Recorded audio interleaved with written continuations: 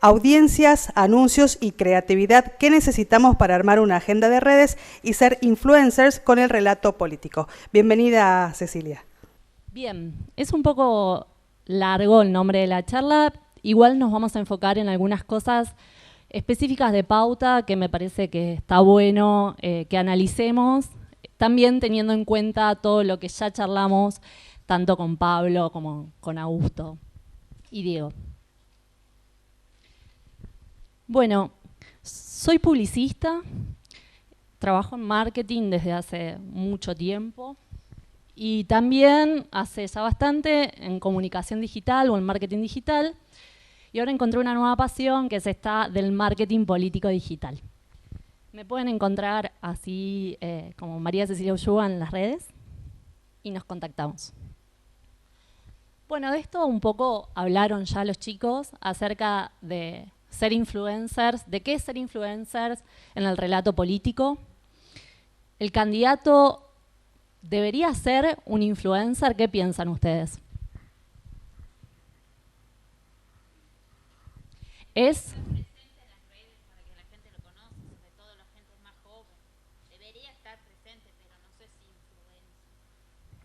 bien. ¿Les hace ruido el nombre influencer para un político? ¿No? Está dividida la cosa. Bien, repasando, un influencer es un referente, es un líder, es una persona con exposición. Los políticos tienen muchísimo de esto. Es fuente de noticias para los medios y es un blanco también de fake news.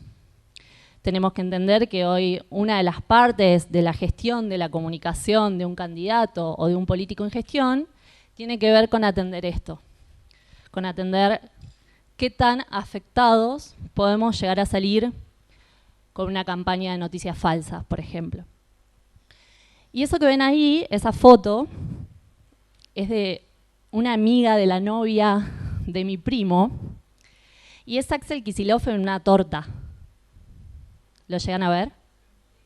¿Sí? Entonces la pregunta que yo me hago es cómo lleva Axel a estar al mismo nivel que Peppa Pig, Justin Bieber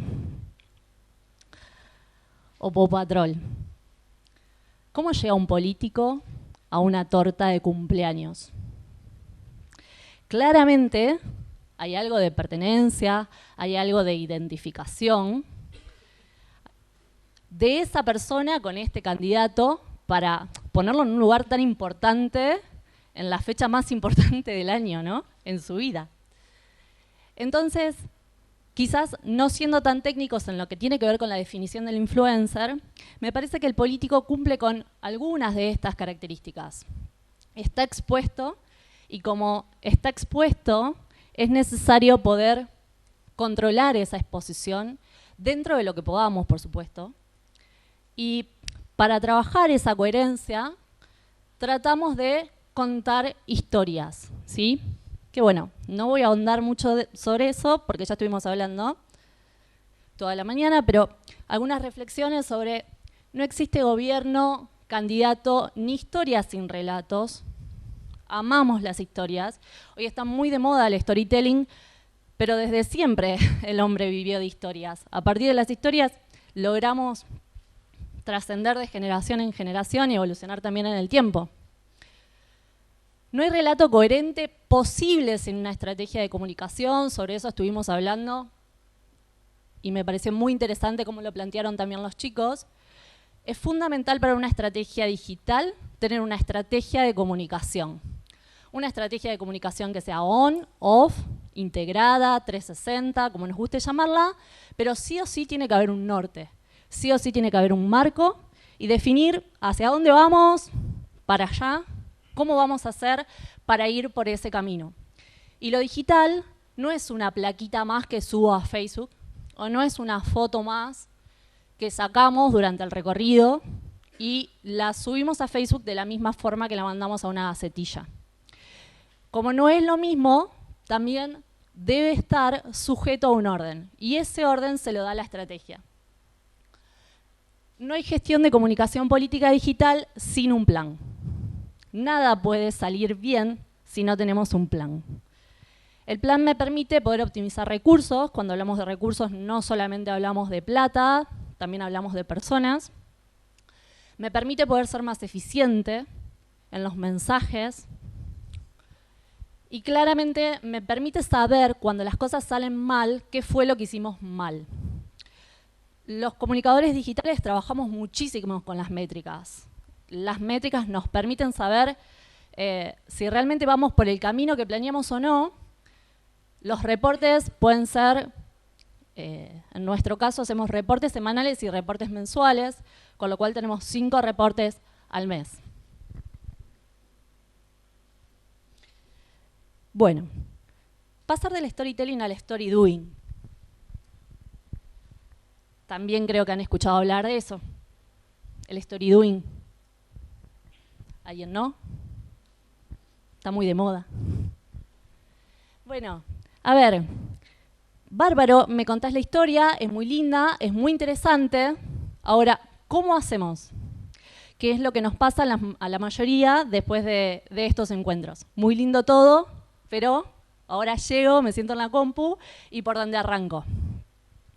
El story doing implica que esa historia, esa estrategia de comunicación que pensamos para narrar la vida, la historia o la propuesta de este candidato, tenga una manera de hacer, se haga, se concrete de alguna forma.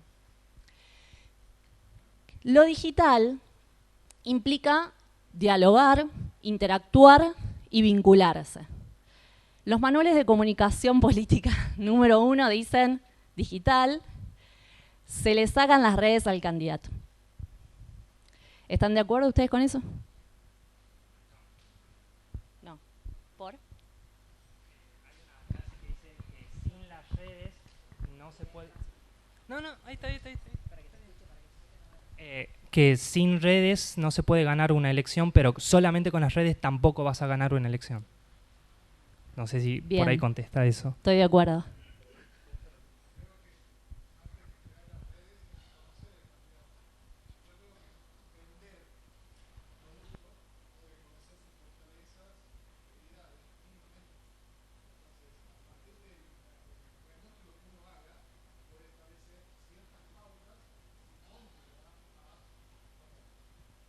Bien, claro, el diagnóstico de situación, que es parte de la estrategia, nos permite justamente conocer a ese candidato, a esa propuesta de ese candidato y también definir qué es lo que queremos hacer, ¿sí? Con el cual el candidato tiene que estar de acuerdo porque no es un paquete de yerba, digamos, es una persona, ¿no?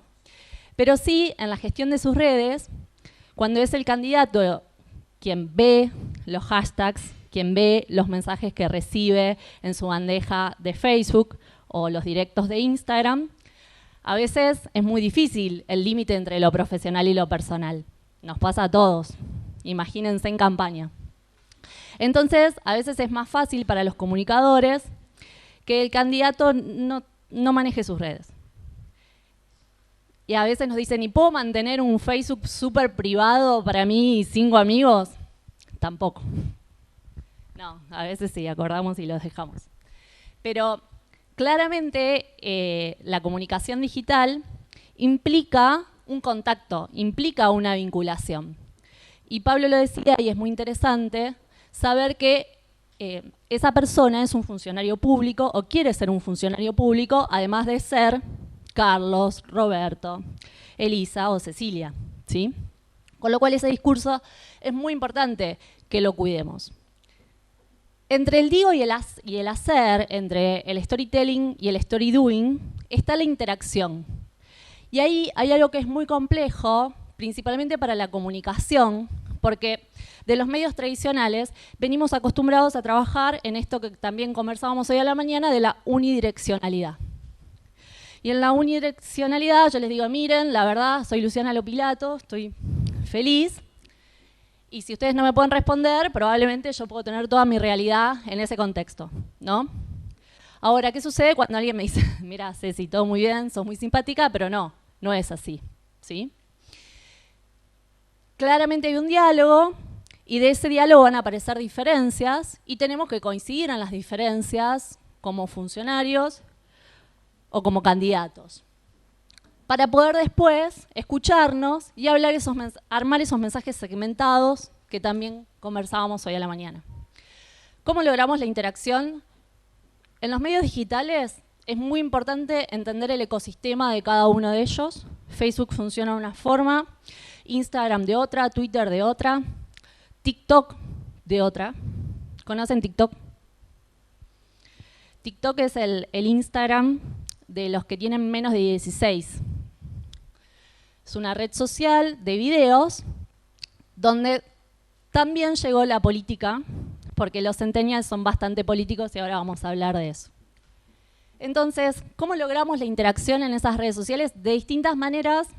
El diálogo nos permite conocernos, leernos, y también los mensajes tienen que estar pensados para generar ese diálogo.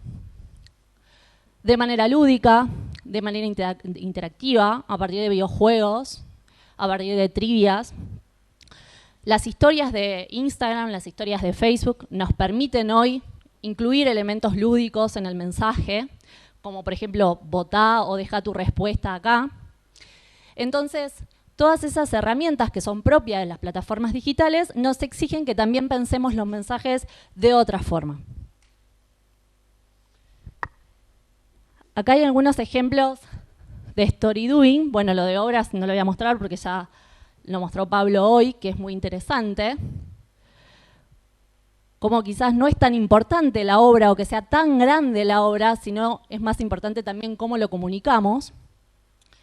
Y acá está Ocasio-Cortez, ¿la conocen?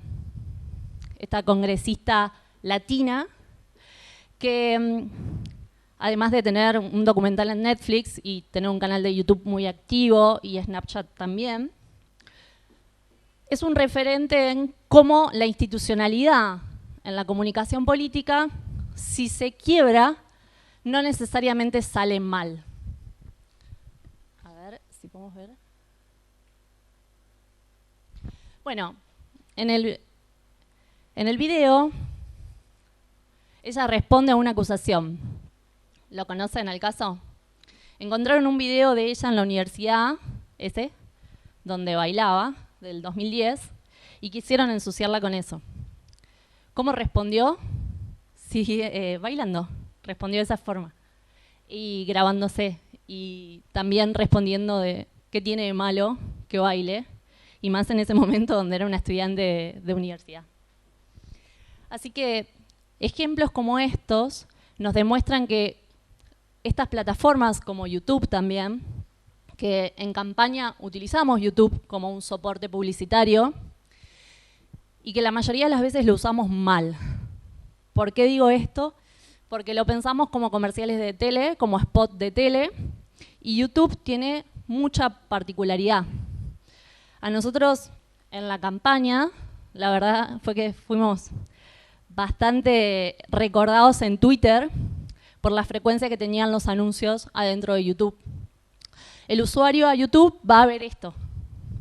Va a ver a personas bailando, enseñándonos a hacer una receta de torta, mostrándonos cómo es el nuevo modelo de un auto, o un tutorial de cómo cambiar el cuerito de la cocina. Y no quiere encontrarse con contenidos de televisión adentro de YouTube. Es más, es feliz siendo un youtuber y no siendo una audiencia de televisión. Es más, la mayoría de las audiencias, de los usuarios de YouTube, no son audiencias de televisión, ya no lo eligen, pero sí son usuarios de Netflix. ¿Y por qué digo de que nos mencionaban y nos recordaban bastante a todos nuestros familiares adentro de Twitter? Porque hay determinadas características que tiene YouTube, como por ejemplo el formato bumper, que lo están usando bastante, no sé si lo usaron alguna vez. Que el formato bumper nos exige que el anuncio del candidato dure 6 segundos. Hoy a la mañana contábamos lo del discurso 9 segundos, ¿se acuerdan? Bueno, el formato bumper nos exige que el mensaje dure 6 segundos.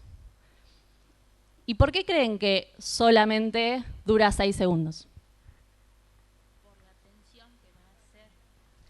Porque es el máximo de atención que está el usuario dispuestos a atendernos, ¿sí?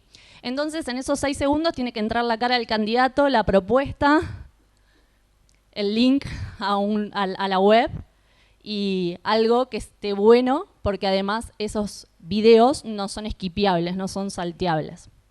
Podemos poner videos de 2 minutos, pero les aseguro que menos del 10% los reproduce hasta el final. Entonces, el story doing implica también ser un poco empático con estas audiencias digitales. ¿Cómo pasamos de los millennials a los centennials? Los millennials ya estamos viejos. Y me incluyo porque estoy hasta en el último año de los millennials, así que lo voy a seguir disfrutando mientras me dure. Los millennials ya son viejos, ¿sí? ¿Qué sucede con el nuevo votante que tiene 16 años? O los que están por cumplir 16 o van camino a eso. ¿Conocen las características de los centennials? Están muy frecuentes en las redes sociales, YouTube, o sea, están en su propia burbuja.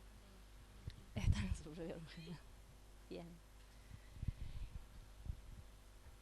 Son el 22% del padrón. Esta es una investigación de Ipsos de este año. El 22% son un montón. Son hijos de la inestabilidad. Saben que tienen que resolverse la vida. Estos chicos nacieron después del 2001, con lo que implica a nivel nacional y con lo que implica también a nivel internacional. Estos chicos nacieron con la caída de las Torres Gemelas. Consideran que todo es político, son abiertos en el consumo de información. Todo es político, se involucran. Es muy raro pensar que un joven hoy es apolítico o que no le interesa porque está todo el día jugando al Fortnite. Juegan mucho tiempo al Fortnite, pero también se involucran en las causas. Toman partido por las causas y no tienen problemas en ser críticos o pararse delante de cualquiera a defender su postura. ¿Son contestatarios? Sí, son contestatarios. Porque desde muy chicos tienen en claro qué es lo que quieren y qué es lo que no. Y también quizás esas decisiones tienen que ver con la sobreinformación o en el mundo en el cual se han criado. Yo trabajo en la facu y muchas veces me dicen, no, porque los chicos no entienden nada, los chicos no saben leer. Y no es así. El problema es que se aburren rápido, pero están sobreinformados. Y si hay algo que les interesa, son expertos en eso. Con lo cual, hay que pensar que son abiertos en el consumo de información. No es que solamente nacieron con Internet. Internet hoy, Facebook ya tiene 20 años, digamos. Con lo cual, son usuarios de esas redes y usuarios expertos de esas redes. Y mucho de su configuración diaria tiene que ver con su paso en esas redes. Tienen omnipresencia política, pueden militar desde las redes sobre cualquier temática. No hay barreras, lo decía Pablo también, no hay barreras geográficas, ¿sí? ¿Por qué no me puedo involucrar con lo del Amazonas? ¿O por qué no me puedo involucrar con algo que pasa en otra parte del mundo si estamos todos conectados en la misma red? Y además, hay algo importante que tiene que ver con el manejo del idioma. La mayoría son bilingües. Con lo cual el inglés, que es el idioma más utilizado en el mundo, para ellos no es ningún impedimento, al contrario. Y también responde a que el 80% del contenido que está en Internet está en inglés.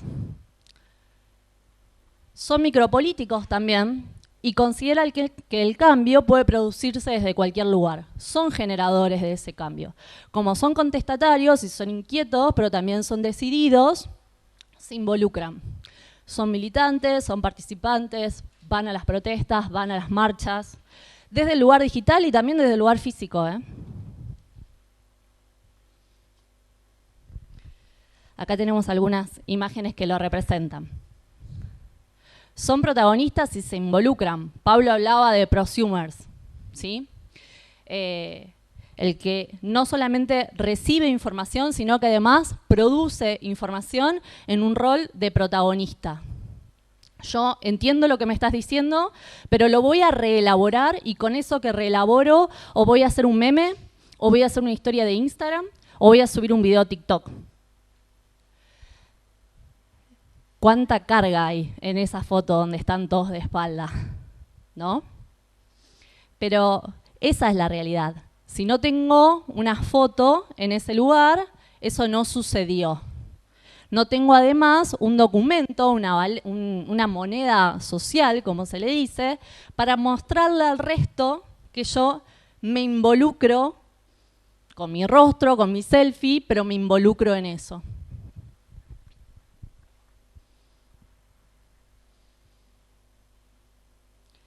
Acá no va a salir el audio. Esto es TikTok. Y es un video parodia a la canción Bartolito con la frase de Macri, no se inunda más. Después se los comparto y se los muestro. Bueno, esta es TikTok, la red que les contaba antes, donde la mayoría de los papás no sabemos qué hacen en TikTok y la creatividad es un gran diferencial ahí dentro. Es más, la mayoría de los usuarios que están en TikTok, los más jóvenes, ni siquiera tienen cuenta en Instagram. Algunos lo hacen como para poder enlazarlo, pero la mayoría no tienen cuenta en Instagram. Instagram es aburrido para un chico de 11 años, 12. Y en TikTok hay política. Si ustedes ponen el hashtag Macri, si ponen el hashtag CFK, van a encontrar un montón de contenidos hechos por chicos de menos de 15 años con un claro mensaje político. ¿Cómo creamos los mensajes? El 70% navega desde su smartphone. Nada que no sea responsive o que no sea mobile no sirve. O sea, estamos perdiendo el 70% de la audiencia. Si estamos pensando en hacer una web, que es necesario para una estrategia de comunicación digital, que el candidato o el político tenga una web. ¿Y por qué digo que es necesario? Porque mañana Facebook puede no existir más, Instagram tampoco, WhatsApp tampoco, y la web del candidato nos asegura que todo queda ahí. Además, la navegación de los usuarios digitales es reticular. Como nos mostraba Diego, ¿sí? Es reticular, son como pulgas, van de un punto a otro, y nuestro objetivo es que vayan al sitio del candidato, porque además en el sitio del candidato es donde podemos implementar otras estrategias como remarketing o los podemos involucrar también a que se sumen a la campaña. Entonces, nuestros objetivos digitales, más que interactúen dentro de Facebook o dentro de Instagram, que eso generalmente sucede solo, es que también se redirijan a nuestro sitio web. Entonces, ¿cómo va a ser el sitio web? Responsivo. Se tiene que ver y muy bien desde los celulares. Es un mundo aparte. Lo que les recomiendo es busquen a alguien de sistema que los ayude con eso y mucha suerte. El 80% solo mira 4 segundos de lo que ve, un poquito de lo que hablábamos antes de los bumpers y los 6 segundos de atención. El 90% lo hace sin sonido. ¿Y por qué? Porque está haciendo otra cosa mientras está consumiendo ese contenido. Los subtítulos son claves en todos los contenidos que hagamos de campaña o de gestión. Por otro tema también que tiene que ver con la inclusión, que está muy bueno, que así sea, pero también porque como los usuarios no activan el audio, si no lo subtitulamos, no se van a enterar qué es lo que está pasando en ese video que estamos contando de esa obra. El 10% se redirige a un enlace. Solamente el 10% de los usuarios que lograron tener contacto con mi mensaje se redirigen al sitio web. Todo eso es muy laborioso porque orgánicamente no lo logramos. Cuando yo me refiero a los resultados orgánicos, me refiero a toda la estrategia que hacemos en redes, en Facebook, en Instagram y Twitter, que no tienen pauta. Hay algo que es como el monstruo para todos nosotros, que se llama algoritmo de Facebook. Bueno, cambia todo el tiempo. Y Claramente no sabemos muy bien cómo funciona el algoritmo de Facebook, pero sí de algo estamos muy seguros. El algoritmo de Facebook funciona muy bien si invertimos pauta. Si le damos plata a Facebook, que es el papá de Instagram, el papá de WhatsApp, Business, y Google. Los alcances orgánicos son cada vez menores, porque también tenemos la creencia de que en Internet todo es gratis, o todo se consigue, ¿sí?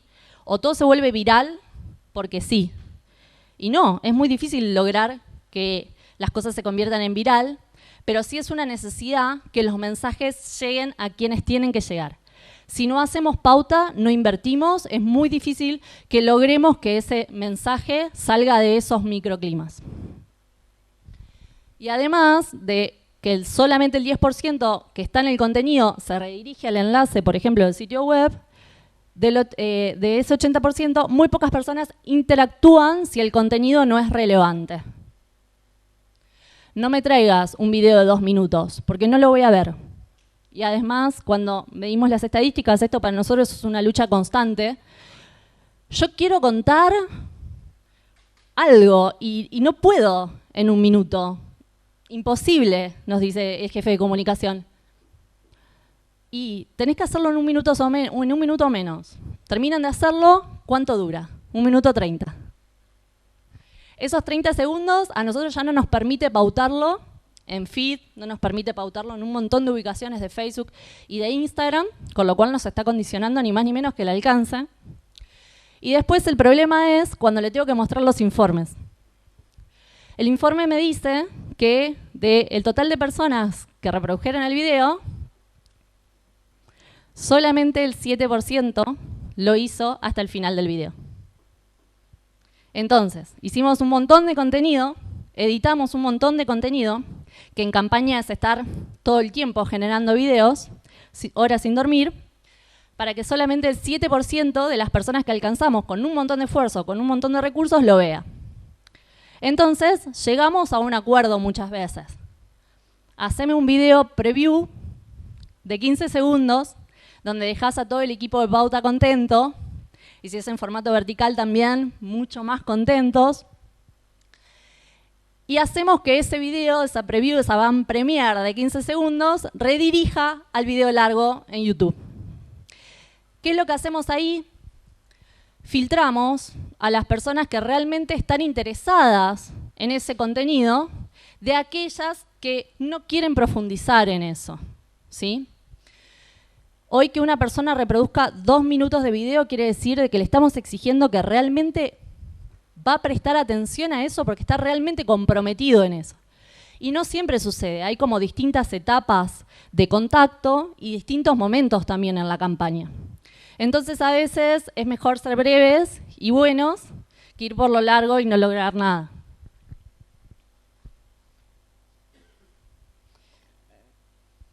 Bueno, ¿cómo generamos esta relevancia? El contenido es más importante que la forma, pero la forma debe ser lo que el medio acepta. Conocer la ecología de los medios. Para trabajar en comunicación digital tengo que estar todo el tiempo en Instagram, todo el tiempo en Facebook. Como dicen mis hijos, mi mamá trabaja en Instagram cuando le preguntan en la escuela. Tenemos que estar todo el tiempo en las redes sociales, aprender cómo funcionan las redes sociales. No sé qué es TikTok, me descargo TikTok, aprendo TikTok, llamo a los TikTokers que tengo cerca y les digo que me cuenten cómo funciona eso. Necesito saber cómo es la ecología de ese medio. No nos comportamos como usuarios de la misma forma en todas las redes sociales, con lo cual el mensaje va a tener la misma estrategia, va a decir lo mismo, pero de una forma distinta. Acá les traje un ejemplo de una historia de la campaña donde hicimos este juego. Lo que les contaba antes, las historias son lúdicas, ¿sí? Instagram tiene muchas herramientas para poder implementar la gamificación. Otra palabra también que está de moda, ¿sí? Pero es hacer divertido aquello de que por sí solo es aburrido. Entonces, hicimos esto. Tengo una adivinanza para ofrecerles. ¿quién se anima a responder? Un 19% dijo que no. ¿Qué tienen en común estos 3 artistas? Y utilizamos además esta cosita que había salido en ese momento de Instagram, que vos podías poner canciones adentro de las historias. ¿Saben qué tienen en común estos 3 artistas?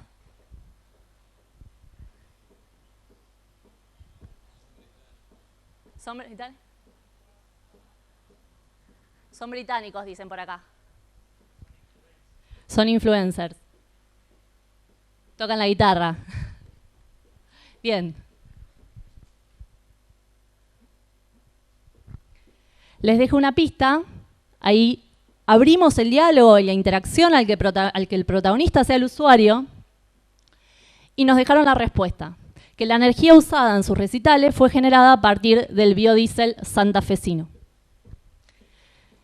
Y lo respondimos no desde el candidato. La respuesta era empoderar al usuario. La respuesta correcta la tenía el usuario, no el candidato. Porque además también está bueno, ¿no? Que si nosotros hacemos obras para todos, que el otro también sienta que es parte de ello, ¿no? Es la idea. Y no ser nosotros los protagonistas de eso. Con lo cual, y ahí utilizamos también GIF, ¿sí? De los Simpsons, que los Simpsons como que quedan bien con todo. Así que nos aceptaron ponerlos a los GIF. Pero de esta forma logramos la participación del usuario en la interacción. Los mensajes políticos generalmente son aburridos para los usuarios en las redes. Los centennials aman el entretenimiento, son la generación del entretenimiento. Consumimos entretenimiento antes que cualquier otra cosa también como usuarios digitales, ¿o no? Si no, fíjense cuáles son las noticias más leídas en los diarios. Las primeras 3 son entretenimiento y después de otros problemas, ¿sí? Entonces, tenemos que considerar que los mensajes políticos, por ser institucionales, no deben ser aburridos, ¿sí? Y entender también que los usuarios a las redes van a entretenerse y que si además se informan, está buenísimo. Y que si además se involucran y participan, está buenísimo. Pero si nosotros no le damos esos espacios, no va a suceder solo. Como por ejemplo en Facebook, una cuestión básica. Estamos inaugurando. ¿Y cómo termina el posteo? ¿Lo conociste? Estamos inaugurando el nuevo hospital. Y el posteo termina con una pregunta. ¿Ya lo conociste? Entonces, esa simple pregunta lo que hace es invitar al otro a que conteste, ¿sí? Y ese diálogo nos sirve y mucho, además, para conocernos. Bueno, estos son otros contenidos también que utilizamos en la campaña. Cuando trabajamos en redes, generamos un contenido planificado semana a semana, que va a salir el lunes, que va a salir el martes, que va a salir el lunes en Instagram, en Twitter. Y trabajamos para producir esos contenidos. Y muchas veces en esas producciones surgen cosas que no planificamos y que después cuando relevamos el material producido encontramos que son hermosos y que nos pueden llegar a servir. La primera foto es del Día de los Enamorados. Fue un contenido que no habíamos planificado y fue el que mayor alcance e interacción tuvo en la semana. ¿Qué tiene ese contenido? Cercanía.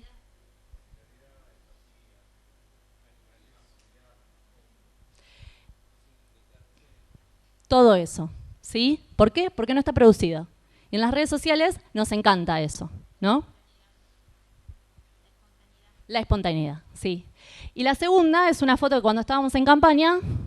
Antonio tenía frío y en una de las localidades pasó a comprarse un suéter. Le regalaron ese, no, se lo compró el suéter, se le querían regalar unas camisas y fue el contenido también más exitoso de esa semana, porque no fue algo que planificamos. Tenía frío y había que abrigarlo de alguna forma. Después nos llegaban canjes de camisas, canjes de pantalones, todos querían vestir al candidato y ojo, no está tan mal, ¿eh? Bueno, entonces, formatos digitales. Trabajar Facebook Ads no desde el botón promocionar, desde Facebook Business, Google Ads, que nos va a permitir trabajar tanto en la red de display como en la red de búsqueda, como también dentro de YouTube. YouTube hoy es una plataforma muy interesante para hacer campaña. WhatsApp Business, redes sociales orgánicas, por supuesto, los juegos, ¿sí? Ser lúdico, siempre, las apps, si tenemos presupuesto, y los funworks. Ahora les voy a mostrar un ejemplo. Acelero, ¿no? Sí. Bien. ¿Vieron esto? Bueno. Hablando de los funworks y Kicillovers, hay mucho de la campaña de Kicillof basado en el contenido que generan los usuarios, mucho planificado y bien hecho, pero mucho también que nace, como la torta de la amiga de la novia de mi primo, que nace orgánicamente, ¿sí? Los funworks, cuando los usuarios se organizan, los usuarios son colaborativos, ¿sí? Son solidarios también.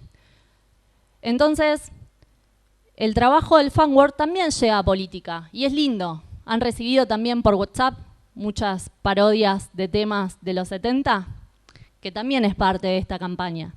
Los funworks implica el trabajo de los usuarios que llegan a tener hasta más protagonismo que el contenido tradicional, el contenido planificado, el contenido de la estrategia. Que no tenemos que dejar de lado la estrategia siempre está, pero también hay que saber aprovechar todos estos elementos.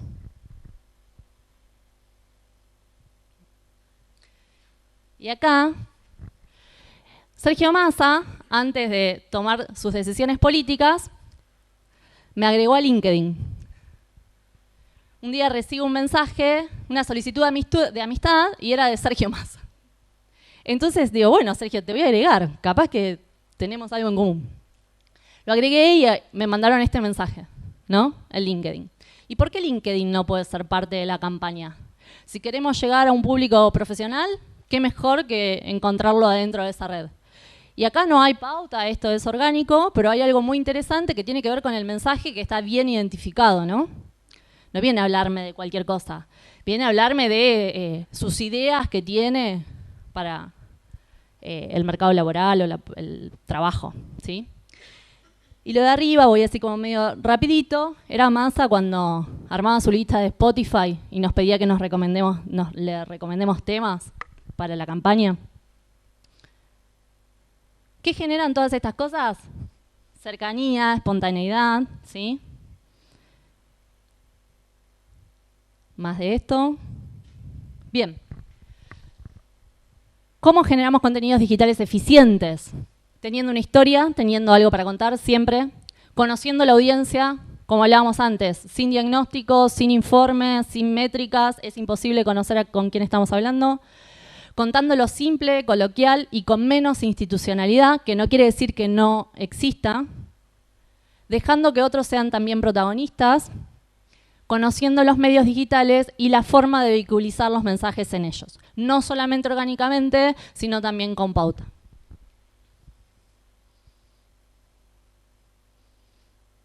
Sobre la pauta. ¿Cómo utilizamos los medios y cómo distribuimos las pautas? Facebook hablábamos hoy a la mañana, es como el más apolítico, ¿no? Es el más popular, es donde mayor cantidad de audiencia puede alcanzar. Con lo cual, en la distribución de pautas generalmente se lleva el 50%, después depende de cada situación, ¿no? Instagram el 30%. ¿Cuál es el problema que tenemos con Instagram? Es más caro, nos cuesta más plata hacer que la gente responda a los mensajes que nosotros enviamos. Y Google Ads depende del momento, porque Facebook ahora se puso bastante malo con todo lo que tiene que ver con las campañas políticas. Hace 5 años atrás teníamos asesores directamente de Facebook. Después de lo de Cambridge Analytica, implementaron algunas políticas, como por ejemplo dejar de dar asesores directos durante la campaña y además de tener un montón de restricciones.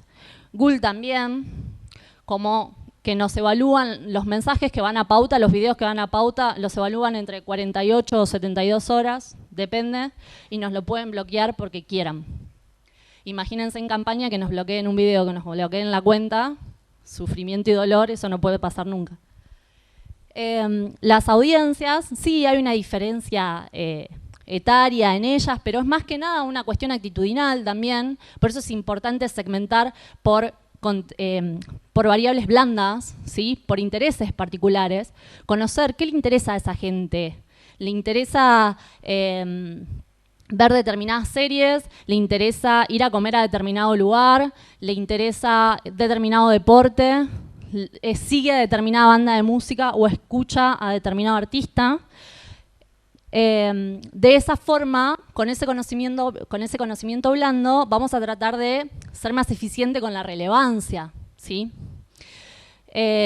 Durante campaña tuvimos un contenido que era un video destinado para jóvenes en la onda trap y nos pidieron que lo lancemos, pero bien segmentado dentro de YouTube a ese público. Y lo que hicimos fue ponerlo adentro de los canales de YouTube de cantantes como Paulo Londra, con lo cual fue como muy exitoso dentro de ese segmento, pero la mayoría de las personas no se enteraron que estaba ese contenido. Y el diferencial entre Facebook claramente es popular, el Instagram es estético, es relevante, y en Ads nos permite hacer SEO, debemos tener un buen SEO y trabajar en YouTube. Los impactos que nos dan la plataforma, Facebook nos permite llegar a mayor alcance, hay más gente, el 80% de las personas que están conectadas tienen Facebook, por más que no lo usen mucho, pero tienen Facebook. Instagram, 300.000 y Ads de vistas de video. Esto está hecho sobre una base de 3 millones de habitantes, TP de provincia de Santa Fe. Las impresiones, también, medir en los impactos. Ojo ahí, no nos engañemos, no es lo mismo impresiones que alcance. Impresiones, cada vez que se muestra, alcances, usuarios que personas, ¿sí? Entre comillas lo ponemos, usuarios que vieron eso que nosotros tantas veces mostramos, ¿sí? Y los seguidores. Lograr seguidores en Instagram es duro. Es duro por lo que hablábamos antes. Porque no tenemos una marca de ropa, porque no tenemos un par de zapatos, tenemos a un candidato y además esas audiencias, la mayoría, no es muy permeable a nuestros mensajes. Entonces, ¿por qué es duro? Porque tenemos que adaptar los mensajes a esa plataforma. Lo ideal es que no publiquemos lo mismo en Facebook, en Instagram y en Twitter. Bueno, y sobre el equipo de personas y roles, trabajamos con un equipo de campaña donde vemos la estrategia, la planificación, la ejecución de manera formal, y el equipo de soporte, que es el que se encarga del activismo digital, de las respuestas a ataques, el posicionamiento de temas. Esos equipos trabajan juntos y separados a la vez, trabajan en paralelo. Y este es más o menos un organigrama de un equipo de 25 personas en digital. Hay un jefe de estrategia digital, como hay un jefe de comunicación. Hay un web manager o un coordinador de proyecto web, que es el que se encarga de que la web tenga un buen SEO, de que se pueda ver en celulares, de que responda a las búsquedas de Google, de que el diseño esté bueno, de que tenga contenidos actualizados todo el tiempo, esa web. Después, un coordinador de redes sociales, un social media manager, que responde a ese coordinador de redes sociales. El social media manager planifica según los objetivos de la estrategia digital y adapta también los mensajes a las distintas redes. Ese social media manager trabaja con un equipo audiovisual, fotógrafo y video. La mayoría de las veces contratamos gente de fotografía especialmente para digital y de video especialmente para digital. Un community manager que sube los contenidos y un equipo de respuestas que es quien contesta. Porque esto es muy importante. Si nosotros queremos lograr interactividad y subo un contenido y ese contenido está buenísimo y hay un montón de consultas sobre ese contenido, lo peor que puede pasar es que nadie conteste a esos mensajes. Ni hablar de la cantidad de mensajes que llegan al directo durante campaña, ¿no? Bueno, hay que darle una respuesta a eso. Personas de anuncios o de pautas digitales que conozcan Facebook Ads y Google Ads más que su casa. Un responsable de reportes y de análisis de datos. ¿Pueden ser menos personas? Sí, claro, por supuesto. ¿Sí? Si tenemos un concejal, probablemente la estructura se achique. Bien. Complejidades que tenemos en la inversión disponer de presupuesto, más o menos, ¿cuánto puedo invertir en digital? De 10 pesos a millones, ¿sí? La plataforma a mí me permite hacerlo. Lo importante sí es que haya una inversión. Lo más fácil, y voy a decir fácil entre comillas, es saber con qué presupuesto disponemos. Cuanto más plata tenemos, mejor, genial. Si no, nos adaptamos. La producción es un poco complejo, por lo que les contaba antes, hay que generar contenido específico para las redes y además trabajarlo de manera segmentada para poder lograr ese engagement que hablamos en su momento, esa relevancia. Y la ejecución, que es lo más difícil de poder coordinar en el just in time, ¿sí? Todo aquello que planificamos y que se esté publicando y que esté funcionando como queremos que funcione. Bien, y bueno, creo que es esto. La diferencia del equipo de trabajo digital es la capacidad creativa que tengan y las ganas a innovar todo el tiempo. Bueno, eso es todo. Muchas gracias.